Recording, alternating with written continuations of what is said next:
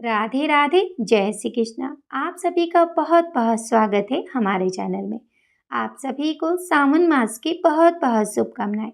तो देखिए, आज है सावन का पहला सोमवार और मैं कर रही हूँ बेल वृक्ष के नीचे पार्थिव शिवलिंग का पूजन। तो देखिए, सावन के महीने में मिट्टी से शिवलिंग बनाकर पूजा करने का बहुत अधिक महत्व है।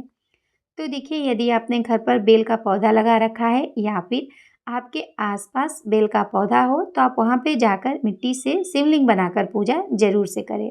इससे हमें सहस्त्र शिवलिंग की पूजा का फल प्राप्त होता है। तो देखिए, पौधे के जड़ से ही हम थोड़ी सी मिट्टी लेकर शिवलिंग का आकार दे देंगे।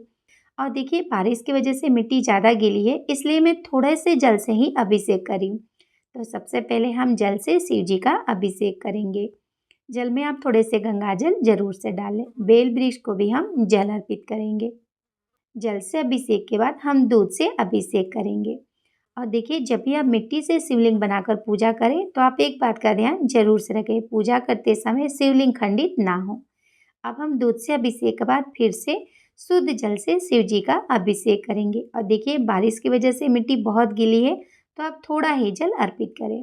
अब हम वस्त्र रूपी कलावा अर्पित करेंगे। तो हम शिव जी को और बेल वृक्ष को वस्त्र रूपी कलावा अर्पित करेंगे। इसके बाद हम तिलक करेंगे।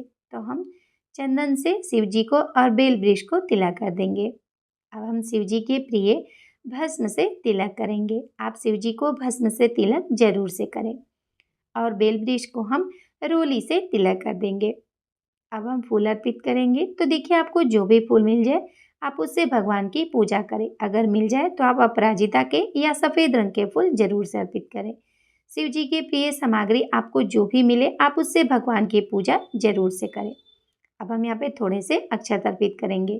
पूजा में आप टूटे हुए अक्षत का प्रयोग ना करें, साबुत अक्षत का ही आप प्रयोग करें। इसके बाद हम थोड़े से काले तिल अर्पित करेंगे। शिव जी पर काले तिल अर्पित करने से हमारे पापों का नाश हो जाता है।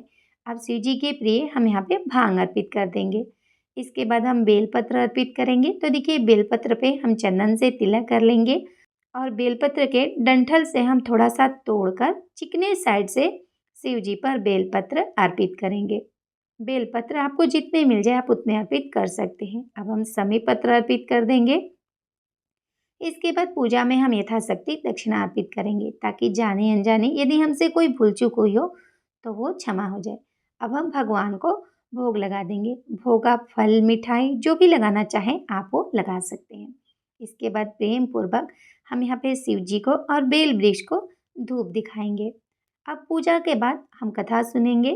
तो देखिए, हम हाथ में थोड़े से अक्षत या फूल लेकर सोमवार व्रत की कथा सुन लेंगे। कथा सुनने के बाद हमने जो हाथ में अक्षत लिया है वो हम भगवान के पास अर्पित कर देंगे। अब हम भगवान की प्रेम पूर्वक आरती कर लेंगे।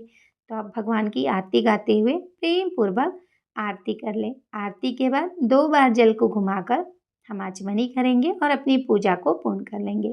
पूजा के बाद हाथ जोड़कर पूजा में हुई भूल चूक के लिए हम भगवान से क्षमा याचना करेंगे और अपनी मनोकामना पूर्ति के लिए प्रार्थना करेंगे।